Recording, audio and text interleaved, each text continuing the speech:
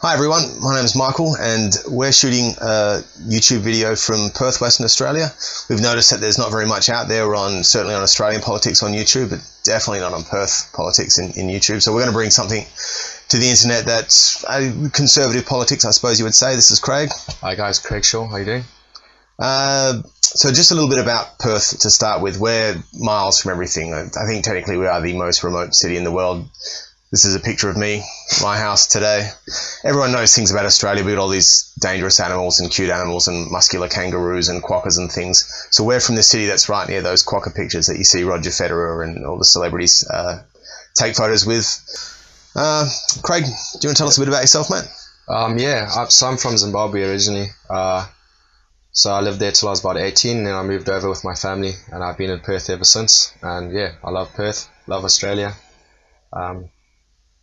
So coming from Zimbabwe, obviously very different politics, and you sort of appreciate the freedom and all we've got going here in Aussie, and you sort of want to look after that and keep it going strong. Yeah, you're right. And contribute sort of. Your parents were farmers in Zimbabwe and had to leave. Yeah, they were farmers, yep. So my old man still works in agriculture, but he's not farming anymore. Yeah. You're a farmhand yourself? I'm a farmhand, yeah. Yeah, no worries, yeah. Drive the headers and tractors and, yep.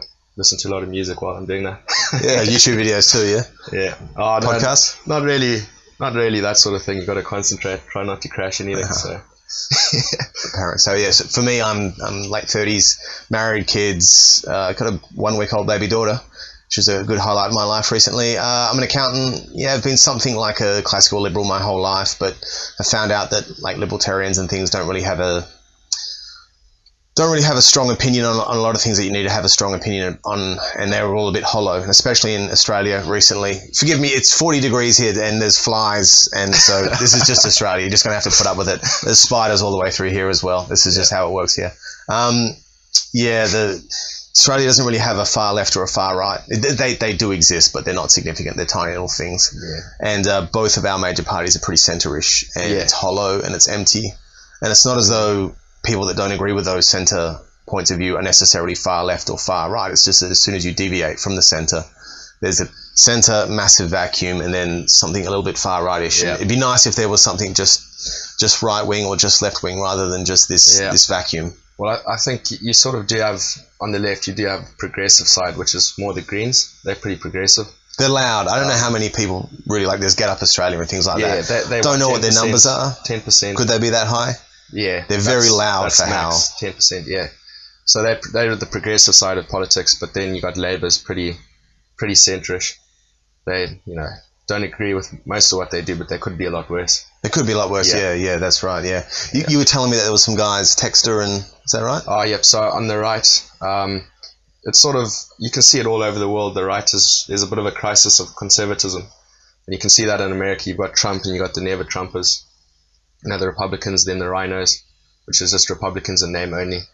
And it's the same in England, and it's the same here, where the party was under Abbott, it was a right conservative party, you would say.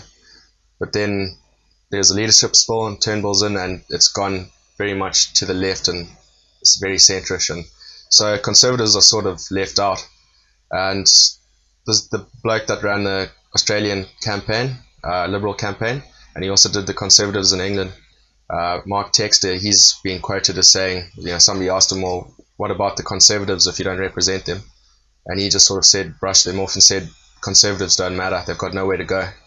And of course, that's not the case, because recently a new party started up in Aussie, the Australian Conservatives, and there's one nation.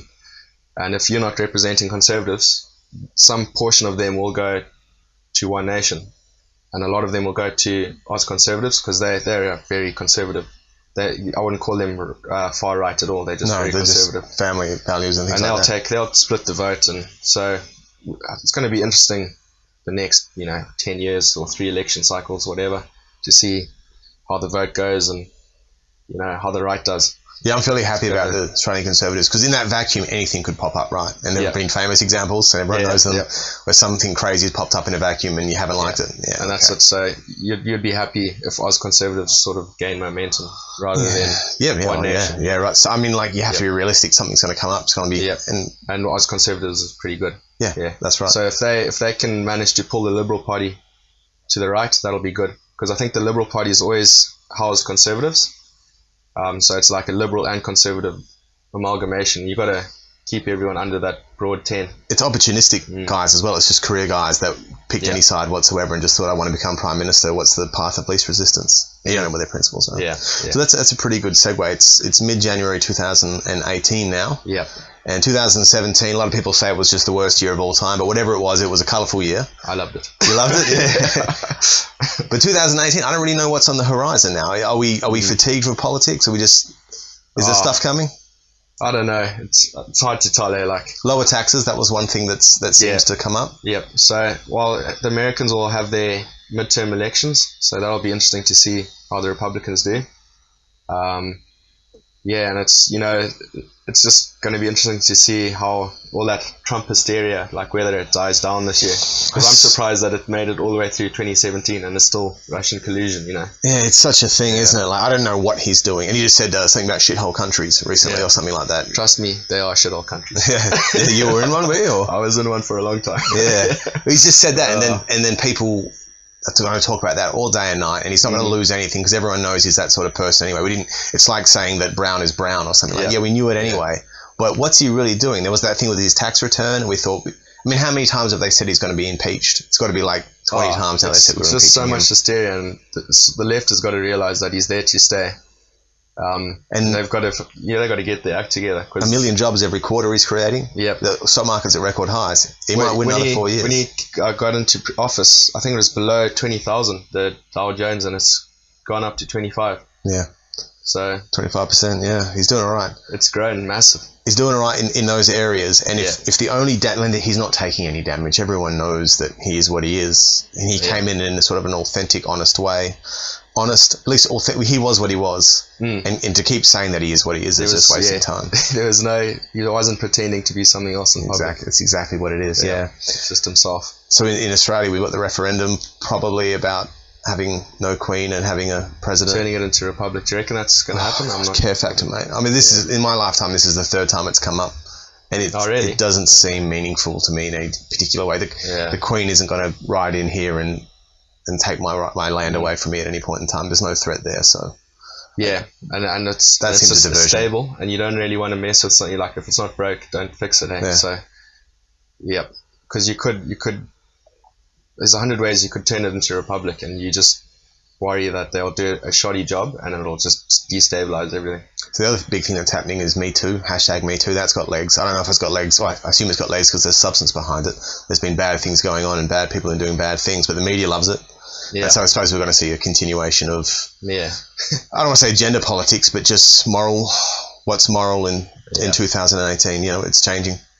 It's a lot different from what was moral in the 90s when I was coming up as well. I'm not saying it's a bad thing. I'm just saying that there's a lot of change going on. Yeah. So we hope to provide an Australian perspective, and it's probably going to be something like a conservative perspective. Yep. We want to interview a lot of the different areas of hopefully Perth, but at least the world, and get a perspective. It's not my agenda to provide like an echo chamber, right-wing echo chamber, just throwing right-wing politics down people's throat. I'd like to engage, dialogue. Everyone's saying that, like Stefan Molyneux and all these guys say you can't engage, you can't dialogue, you've just got... I remember I read Ben Shapiro's book, and he was saying that the reason that Mitt Romney lost the election was because in his election speech he said, look, Barack Obama's a good guy, he's a good family man, he's a good parent, he's a good husband, but he's just a bad president. And then Obama came out and said about Mitt Romney, he would have been a slave opener, you'd all be in cages, and if you vote for Mitt Romney, we're going back to the dark ages or something like that. And there's just no room for gentlemanly, chivalrous behaviour anymore. It's all just, he's the devil. No, you're Hitler, and that's all it is. I hate it. I got to get past it. I got to get talking to people. I think it's going to be like that for a while, but it'll go away eventually. But who knows when? I mean, just how it stayed the same. Hasn't seemed to die down last year. No.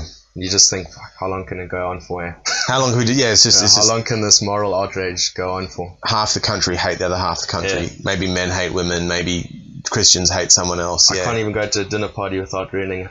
Yeah. All right. Should we wrap it up there then for the intro video? Yep, I think that's pretty good. All right, no worries. look, stay tuned. Please subscribe, add comments down the bottom, and we're going to be getting this stuff out regularly. And so if you want to see a YouTube video about politics and philosophy and culture in Perth, you know what to do. Thanks, guys. See ya. Thanks. Cheers.